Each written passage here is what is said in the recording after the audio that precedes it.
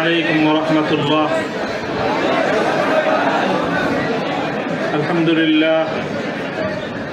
الحمد لله نحمده ونستعينه ونستغفره ونؤمن به ونتوكل عليه ونشهد أن لا إله إلا الله وحده لا شريك له ونشهد أن سيدنا ومولانا محمدا عبده ورسوله صلى الله تعالى عليه وعلى آله وأصحابه وبارك وسلم. أما بعد فأعوذ بالله من الشيطان الرجيم. بسم الله الرحمن الرحيم. وإذ قال إبراهيم رب اجعل هذا البلد آمنا واجنبني وبني أن نعبد الأصنام. صدق الله العظيم. জামিয়া রহমানিয়া আজিজিয়া আজকের এই মিলন মেলায় আমার আসাতিজা ইকরাম উপস্থিত রয়েছেন। আমার উস্তাদে মুহতারাম মুফতি হিফজুর রহমান হাফিজাহুল্লাহ তাআলা,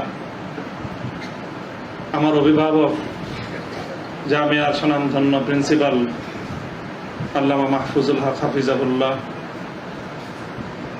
আমার বড় ভাই মুফতি আশরাফুজ্জামান দামাত বারাকাতুহুম আলিয়া সহ জামিয়ার আমার সকল সহকর্মী, আমার প্রাণপ্রিয় ছাত্রবৃন্দ এবং বিভিন্ন দ্বীনি ইদারাগুলো থেকে, বিভিন্ন জায়গা থেকে এবং এলাকার বিভিন্ন অঞ্চল থেকে সমবেত দিন দরদি মুসলমান ভাইয়েরা, সর্বপ্রথম আমি আপনাদের শুকরগুজারি আদায় করতেছি যে আপনারা এই অভূতপূর্ব আজকের আপনাদের এই উপস্থিতি এবং আপনাদের এই অভূতপূর্ব উচ্ছ্বাসের মধ্য দিয়ে আপনারা ইসলামী আন্দোলনের পথ চলার একজন পথিককে অনুপ্রাণিত করেছেন। আল্লাহ রাব্বুল আলামিন আপনাদের সকলকে এর উত্তম বিনিময় জাযায়ে খায়র নসিব করুন। আমিন। কাটা কাটা কয়েকটা কথা আমি বলবো, সময় দীর্ঘ নয়। আর সকলে উপলব্ধি করতে পারতেছেন যে আমার প্রতিটা কথাই এখন এটা অনেক বেশি পরিমাপ করা হচ্ছে, ঠিক দেখা হচ্ছে যে আমি কি বলি। আপনারা যতটুকু মনে করতেছেন যে শুধু একটা কর্তৃপক্ষ দেখতেছে তা না, দুইটা কর্তৃপক্ষ দেখতেছে, এবং একটা কর্তৃপক্ষ আরেকটা কর্তৃপক্ষ থেকে অনেক বেশি প্রবল। একটা জমিনের কর্তৃপক্ষ আর একটা আসমানের কর্তৃপক্ষ। আমি আপনাদের কাছে দোয়া চাই, জমিনের এই কর্তৃপক্ষের প্রভাব থেকে আসমানের কর্তৃপক্ষের প্রভাব যেন আমার উপর বেশি থাকে। আল্লাহ রাব্বুল আলামিন যেন আমাকে আল্লাহর গোলাম হিসেবে তার নিকটেই যেন আমার মাথাকে অবনত রাখেন। এই দোয়াটুকু আপনারা সকলে আমার জন্য নিভৃতে একান্তে করবেন। দ্বিতীয় কথা, এখানে আমার জন্য অনেক কথা বলা হয়েছে, আমাকে উৎসাহিত করার জন্য এটাই বলা হয়েছে। উৎসাহিত করার জন্য কিছু প্রশংসামূলক বাক্য আলোচনা করা হয়েছে। শাইখুল হাদিস আল্লামা আজিজুল হক রহমতুল্লাহ আলাইহির শানে আমরা এই কথাগুলো বলতাম। সময়ের এতটা অল্প ব্যবধানেই সেই কথাগুলো যে আমার সন্তানেরা যারা বলেছে, আমি সন্তানই বলবো, ছাত্ররা তোমাদের কাছে মুফতি সাঈদ হয়তো অনেক বড় শিক্ষক হতে পারে, আমার কাছে ওই সাঈদই। তারা আমাদের সন্তান, তারাও আমাদের সম্পর্কে সেই কথাগুলো বলেছে। শাইখুল হাদিস রহমতুল্লাহ আলাইহি বলতেন যে এই কথাগুলোকে প্রশংসামূলক কথা নয়, বরং আমি কালিমাতে দোয়ার বাণী হিসেবে, দোয়ার কথা হিসেবে আমি বরণ করে নিলাম। আল্লাহ পাক আমার সন্তানদের, আমার সহকর্মীদের, তাদের এই কথাগুলোকে যেন আল্লাহ আমার হাতে, আমার ক্ষেত্রে দোয়া হিসেবে আল্লাহ কবুল করেন।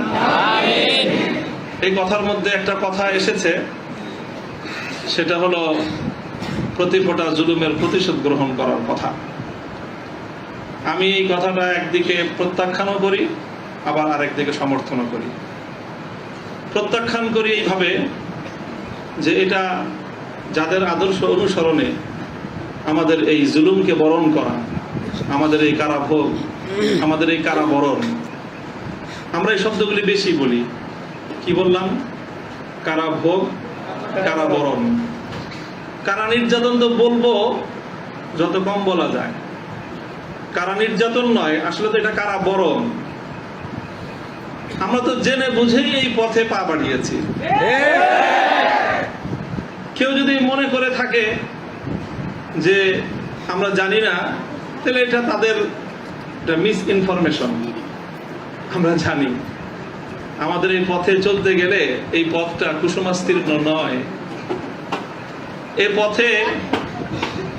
পথে লাল গালিচা থাকে, কখনো কখনো প্রতীকী অর্থে লাল গালিচা থাকে, তবে সেই লাল গালিচার লালিমাটা যতটা না গালিচার রং দিয়ে লাল হয়, তার চেয়ে বেশি লাল হয় ভাইয়ের শাহাদাতের রক্তের মাধ্যমে। শাহাদাতের রক্তের নজরানা দিয়েই আমরা সেই পথে ইনশাআল্লাহ পৌঁছবো, যে পথে শাপলা চত্বরের ভাইয়েরা শাহাদাতের রক্ত দিয়েছেন, যে পথে আমার হাটহাজারীর সন্তানেরা শাহাদাতের রক্ত দিয়েছেন, যে পথে আমার বিবাড়িয়ার ব্রাহ্মণ শহীদ বাড়িয়ার বীর শহীদানেরা যে পথে আত্মত্যাগ স্বীকার করেছেন, আমরা তাদের সে পথকে ভুলব না। তাদের সেই শাহাদাতকে আমরা কোনো সময় সেই শাহাদাত অস্বীকার করার কোনো প্রবণতাকে এক মুহূর্তের জন্য বরদাস্ত করব না। শহীদ হয়েছে আমার ভাই, সরি বলেন। বাংলায় না বলতে চান দুঃখিত, দুঃখিত যদি বলতে না চান আপনাদের প্রিয় ভাষা ইংলিশেই বলেন, তবে কি বলেন? সরি বলেন। সে রক্তকে অস্বীকার করার চেষ্টা করবেন না। শাহাদাতের শহীদের রক্তের সঙ্গে গদ্দারি করার মতো সেই বেঈমান কওমি মাদ্রাসায় জন্ম হয়েছে। কাজেই যে কথা বলতেছিলাম, যেটা কারা বরণ আমাদের, কারা নির্যাতন তো অনেক পরের কথা। আল্লাহ পাক রব্বুল আলামিন কারা এই কষ্ট থেকে আমাদের সকলকে হেফাজত করেন। প্রতিশোধের যে কথাটা, সেটা আমরা তো পয়গম্বর আলাইহিস সালামদের অনুসারী। নবী ইউসুফ আলাইহিস সালামের সেই বাণী, লা তাসরিবা আলাইকুমুল ইয়াউম, গতকালকেও আমি বলেছি, আজও বলছি, আমরা কোনো প্রতিশোধ গ্রহণ করি নাই, করতে চাই না।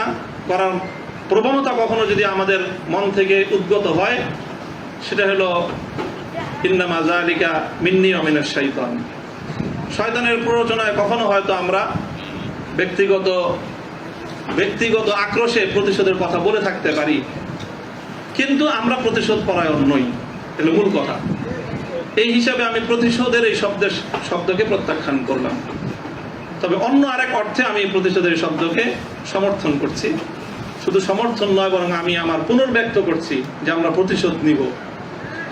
আমাদের সেই প্রতিশোধ হবে সেই প্রতিশোধ, যেই প্রতিশোধ হিজরতের আগ পর্যন্ত 12 বছরের জুলুম এবং নির্যাতনের প্রতিশোধ মক্কা বিজয়ের মাধ্যমে আল্লাহ নবী গ্রহণ করেছিলেন। আল্লাহ নবী মক্কা বিজয়ের পরে সেই সকল অপরাধীদেরকে ক্ষমা করার মধ্য দিয়ে, সেই জমিনে আল্লাহর দ্বীনের ঝান্ডা সমুন্নত করার মধ্য দিয়ে মধুর প্রতিশোধ নিয়েছিলেন। আমি আবার বলছি, এদেশে ভাড়াটিয়া থাকবো না, ভাড়াটিয়া হিসেবে থাকবো না। এই জমিনের মালিকানা সূত্রে এদেশে বসবাস করি। এই জমিনকে আল্লাহর জন্য মুক্ত করেই ছাড়বো ইনশাআল্লাহ। আল্লাহর দ্বীনের বিজয়, সেটাই হবে আমাদের পরম প্রতিশোধ।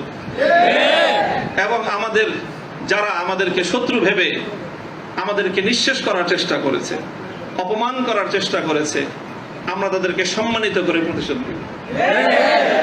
আমরা তাদেরকে আদর্শের সোনালী পথে বরণ করে নেওয়ার মধ্য দিয়েই আমরা ইনশাআল্লাহ আমাদের আদর্শের বিজয়ের প্রতিশোধ গ্রহণ করব। আল্লাহ রাব্বুল আলামিন আমাদেরকে সে তৌফিক দান করুন। আমিন। আরেকটা কথা বলা হয়েছে, অনেকের কথার মধ্যে আসছে যে একটা ভবনের আলোচনা। এই ভবনটার গুরুত্ব একসময় আমার কাছেও খুব ছিল, 3 বছর আগেও খুব ছিল। যখন শুনলাম যে ভবনটা চলে যাচ্ছে, আমি তখন সর্বপ্রথম 2 রাকাত সালাতুল হাজাত করে দোয়া করেছিলাম যে আল্লাহ যেন খায়রের ফয়সালা করেন। আর এরপরে এখন আমার অনুভূতিটা হলো যে এরকম ভবন না থাকাই ভালো। না থাকা ভালো কেন? দস্তারে না দারে মে মা গামে পেয়েছে না দারে মা হেয়েছে না দারে গামে হেয়েছে না দারে। এইরকম ভবন টবন থাকলে এগুলোকে রক্ষা করার জন্য ডানে বামে অনেক কিছু তাকানোর প্রয়োজন হয়। ভবনও নাই, রক্ষা করার জন্য কার পায়ের নিচে তেল মারার দরকার। আজ এখানে মাদ্রাসা, কালকে ইনশাআল্লাহ শাইখুল হাদিসের সন্তান মাহফুজুল হক সাহেব যদি নদীর ওই পারে যে বসেন, ইনশাআল্লাহ ওই কেরানীগঞ্জের ওই একেবারে দূরের চরে বা ওই কোনো রুটের চর, কোনো চরের মধ্যে এর চেয়ে বড় মাদ্রাসা হবে। প্রয়োজন নাই ভবনের, প্রয়োজন নাই মাদ্রাসার স্থাপন কোনো সম্পত্তির। ওই পুরাতন যুগে ফিরে যেতে হবে আমাদের। স্থায়ীভাবে আমি এই কথা বলতেছি। এই বিশাল বিশাল আলিশান ইমারত সাজায়, আর সেই ইমারতের মধ্যে সুন্দর সুন্দর আরামদায়ক বিলাসী রুম সাজায়, সেখানে বিলাসী এলেম চর্চা। আমি এই কথাটা আমার কাছে খুব মনে পড়ছে, বিলাসী এলেম চর্চা। আজকে আমাদেরকে এই বিলাসী এলেম চর্চায় বেড়ে বসেছে। বিলাসী এলেম চর্চার পথ বাদ দিয়ে আমাদের আকাবের এবং আসলাফদের মতো সেই খেজুর গাছের তলায়, বট গাছের নিচে সালাদ চাটার উপর বসে আমাদেরকে কাল আল্লাহ কাল রাসূলের তালিম দেওয়ার সেই সবক গ্রহণ করতে হবে। তাহলে ইনশাআল্লাহ আমরা বাতিলের তখতে তাউসকে উল্টে দিয়ে সেখানে আমরা কালেমার ঝান্ডা সমুন্নত করতে পারবো। মোল্লা মুহাম্মদ ওমর রাহিমাহুল্লাহ তাআলা তিনি সারা পৃথিবীর সুপার পাওয়ারের সাথে টক্কর দিয়েছিলেন। আমাদের বাংলাদেশের মধ্যে কোনো গণভবন আর সংসদ ভবন, বঙ্গভবন কিছুই ছিল না। কান্দাহারের ছোট্ট একটা ঘরের মধ্যে ভাঙ্গা খাটের উপরে বসে টক্কর দিয়ে দিলেন তো সুপার পাওয়ারের সাথে। সারা দুনিয়া মনে করলো যে বেকুবের দল। 20 বছর পর আল্লাহ দেখা দিলেন তারাই বিজয়ী দল। তবে একটা দুঃখ আমার, আমি ওই এই গোটা প্রসঙ্গের সঙ্গে যারা যারা সম্পৃক্ত অধিকাংশই আমার সম্মানিত, অনেকে আমার মুহতারাম উস্তাদ, শুধু উস্তাদ না, অনেকে এমন আছেন যারা উস্তাদে মুকাব্বিল, অর্থাৎ আমি আমার মতো করে শাইখুল হাদিস রহমতুল্লাহ আলাইহি আমাকে যাদের তত্ত্বাবধানে গড়ে তোলার চেষ্টা করেছেন, শুধু আমাকে না, আমার ভাইদেরকেও, মাহমুদ সাহেব হুজুর এবং আমরা দুইজন বিশেষ করে, ওনারাও অনেকে এখানে আছেন। কাজে তাদের প্রতি কোনো ধরনের অসম্মান হয়, অমর্যাদা হয়, সেই কথা আমি বলবো না। কখনো ভুলে বলে থাকলে সেটার জন্য আমি নিঃশর্ত ক্ষমা প্রার্থনা এখনো করছি, যে কোনো সময় করব, যে কোনো ভাবে করতে হয় করব। তবে একটা কথা, দুঃখের কথা, হৃদয়ে রক্তক্ষরণের একটা কথা, সেটা যদি আমার বাবার দ্বারা সেই ভুলটা হতো আমি বলতাম। সেই ভুলটা যদি এখন আমার অভিভাবক মাহফুজ সাহেব যদি সেই ভুল করেন সেটাও আমি বলবো। সেই ভুল যদি আমিও করি, আমাকেও যেন আল্লাহ পাক সেই ভুলটা অনুভূতি দান করেন। সেটা হলো যখন এদেশে মূর্তির বিষয় নিয়ে বিতর্ক তৈরি হলো, ভাস্কর্য নামে জাতীয় পর্যায়ে মূর্তি তৈরি হবে কি হবে না এই বিষয়ে যখন বিতর্ক, তখন আপনারা সেই বিতর্কের মঞ্চে ডিজিটাল ছবি তোলাটা কতটা বড় অপরাধ, কতটা বড় অন্যায়, কত বড় গুনাহ, সেই মাসলা নিয়ে আসলেন। দুঃখটা এই জায়গায়, আপনারা সেই মাসলা উত্থাপন করে তখন এই মূর্তি এবং ভাস্কর্যকে প্রকারান্তরে বৈধতা দেওয়ার চেষ্টা করেছেন। আপনারা বোঝানোর চেষ্টা করেছেন যে আজকের একটা ছাত্র ফেসবুকে তার ছবি আপলোড করা যতটুকু বড় অপরাধ, বাংলাদেশের স্বাধীনতার স্থপতি মরহুম বঙ্গবন্ধু শেখ মুজিবুর রহমান সাহেবের 60 ফুট লম্বা ভাস্কর্য নামক মূর্তি স্থাপন করা সমান অপরাধ। এটা বোঝানোর চেষ্টা করেছেন আপনারা। ব্যাপারটা কি এক? এটাই হলো দুঃখ যে এই কাজটা সামনে করেন না আপনারা যদি ভাস্কর্যের বিরোধিতা করতে ভয় পান তাহলে আমি আপনাকে দোষারোপ করব না। তবে ভাস্কর্য নামক এই সকল শিরকি সংস্কৃতির বিরুদ্ধে যারা কথা বলবে, তাদের প্রতিপক্ষ হয়ে মাঠে গিয়ে এই ধরনের বিতর্কিত মাসলা উত্থাপন করে জালিমের এবং যারা মূর্তি পূজারীদের দোষর, তাদের অবস্থানকে সংহত করবেন। আমি জানি না, যদি বুঝে করে থাকেন গফরাল্লাহু লাকুম, আল্লাহ আপনাদেরকে মাফ করুক। আপনারা যদি বুঝে শুনে করে থাকেন, আখাফু আলাইকুমুশ শিরক, আখাফু আলাইকুমুশ শিরক, না বুঝে করে থাকেন, সেটাই আমার ধারণা যে আপনারা অনেক বড় বড় আলেম, রাজনৈতিক প্রজ্ঞা আপনাদের কিছুটা ঘাটতি থেকে থাকতে পারে এই ক্ষেত্রে অন্তত। কাজেই এই জায়গাটায় বিলম্বে হলে আপনারা কথা বলেন, বিলম্বে হলেও কথা বলেন, ইতিহাস আপনাদেরকে ক্ষমা করবে না। মনে রাখেন না যে আমরা হেফাজতে ইসলামের কিছু নওজওয়ান আলেম এবার যেটা করছে, সরকার একটা ভালো বুদ্ধির কাজ করছে। আগের বার থেকে, আগের অতীত থেকে তারা শিক্ষা নিছে। তো শাইখুল হাদিসের মতো, মুফতি আমিনী সাহেবদের মতো বৃদ্ধ মানুষদেরকে তারা আটকায় জাতির কাছে তারা একটা বিশেষ বড় ধরনের একটা আসামির কাঠ করে দাঁড়ায় গেছিল। এবার তারা আমাদের মুরব্বীদেরকে কারো গায়ে স্পর্শ করে নাই, শুরুই করছে মামুনুল হক থেকে, যে এদের হাত পাও গুলি সব বাইরে দাও, তাইলে এই বুড়া মাথা যেগুলো আছে সেগুলো আর কি করবে, এই পলিসি নিছেন। তো কাজেই যেটা করেছেন সেটা হলো, আবারও বলছি, যে এই ধরনের যখন তাওহীদ এবং শিরকের লড়াই হয়ে দাঁড়াবে, ওয়াল্লাহ ভাস্কর্য বিরোধী আন্দোলন এটা তাওহীদ এবং শিরকের আন্দোলন, সব শিরকের সংঘাত ছিল। ভাস্কর্যের পক্ষে যারা ছিলেন তারা শিরকের পক্ষে ছিলেন, ভাস্কর্যের বিপক্ষে যারা ছিলেন তারা তাওহীদের ঝান্ডা সমন্বয়।